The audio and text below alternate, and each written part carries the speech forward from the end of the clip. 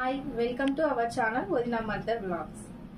Milk shakes అంటే ప్రతి ఒక్కరు ఇష్టంగా తాగుతూ ఉంటారు కదా.